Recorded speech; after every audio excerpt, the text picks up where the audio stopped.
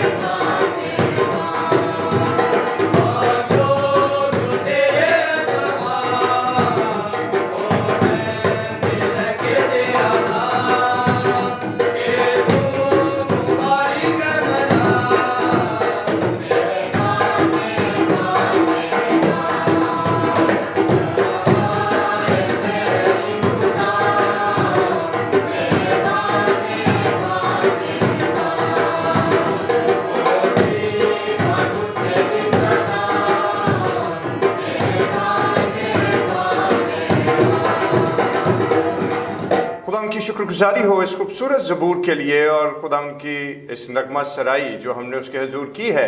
खुदावन इस नगमा सराई को कबूल करे, इस हम्दो सना को कबूल करे और खुदावन क्वायर के इन जवानों को कसरत की बरकत दे।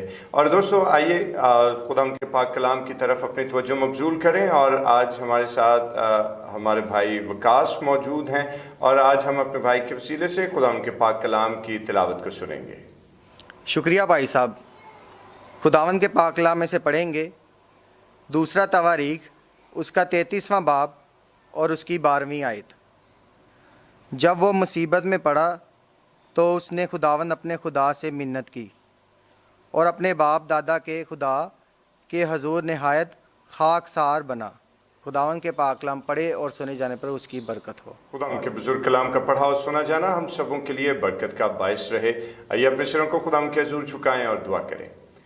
जलील मेहरबान आसमानी बाप, हम तेरा शुक्र, तेरे नाम की तारीफ़ और तेरी तमजीद करते हैं। खुदावन तो अपनी हिकमत और दनाई से हम सबों को आरास्ता कर ताकि तेरे पाक कलाम पर गौर करें और खुदावन तेरी बरकत में शरीक रहें, यीशु के नाम में आमीन। खुदावन की तारीफ़ हो। और दोस्तों आज की मुकर्रर करदा आयत जिस पर थोड़ी देर के लिए हम गौर करने को है और जो आयत मुबारक आप लोगों के लिए तिलावत की गई, दर हकीकत ये मुकद्दसा आयत जो है ये मनस्सी बादशाह जो कि मुनकसम सल्तनत यानी बनी इसराइल की जो मुनकसम सल्तनत थी उसके जनूबी हिस्से यहूदा का बादशाह था। और 12 साल की उम्र में ये बादशाह मुकर्रर हुआ और 55 साल तक ये बनी इसराइल यानी यहूदा के कबीले पर और जो जनूबी सल्तनत थी उस पर हुक्मरानी करता रहा। लेकिन बाइबल मुकद्दस मनस्सी बादशाह को अच्छे अल्फाज में याद नहीं करती। उसकी वजह यह है कि मनस्सी की शरारत जो है वो बाइबल मुकद्दस में एक्सपोज होती हुई हमें दिखाई देती है। और उसकी शरारत क्या थी कि उसने तमाम तर अहले यहूदा को बुत परस्ती की तरफ माइल कर दिया। तरह तरह के माबूदों के नाम से बुत तराशे और उनको मुल्क में और सल्तनत में नस्ब करवाया और लोगों को उनकी प्रस्तिश के लिए उभारा। जिंदा खुदा से वो हट गया।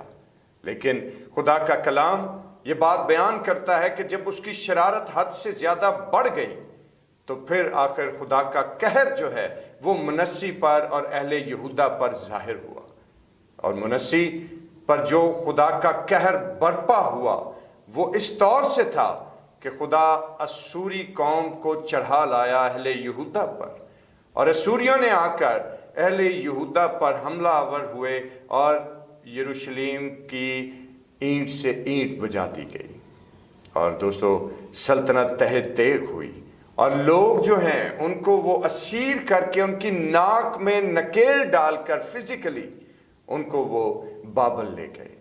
और जब ऐसी सूरत हाल में मुनस्सी बादशाह जो है वो बाबल पहुंचा तो तब खुदा का कलाम कहता है कि वो खुदावन के सामने खाकसार बना और खुदावन के सामने उसने गिरियाजारी की, खुदावन को पुकारा, क्योंकि वो जानता था कि यहोवा खुदा ही तमाम माबूदों से अफसल खुदा है। और मेरे दोस्तों, खुदा का कलाम ये बात बयान करता है, अगर दूसरी तवारीख की किताब उसके 33वें बाब को फर्दर आप आगे पढ़ेंगे 12वीं आयत से, तो आपको पता लगेगा कि खुदा के कलाम में ये बात दर्ज की गई कि तब खुदा ने उस पर रहम किया और खुदा ने अपना आप जाहिर किया और खुदा ने बताया कि वही खुदा यहोवा पाक खुदा जो खुदाए अदोनाई है, जो हमारा मालिक खुदा है, जो हमारा लॉर्ड है, और वो खुदा मनस्सी को बचाता है। और खुदा ने उसको बहाल किया और उस कैद से वापस उसको यरूशलेम लेकर आया और वो अपनी सल्तनत में बहाल किया गया। और खुदा ने उस पर अपनी शफकत का हाथ रखा। क्यों?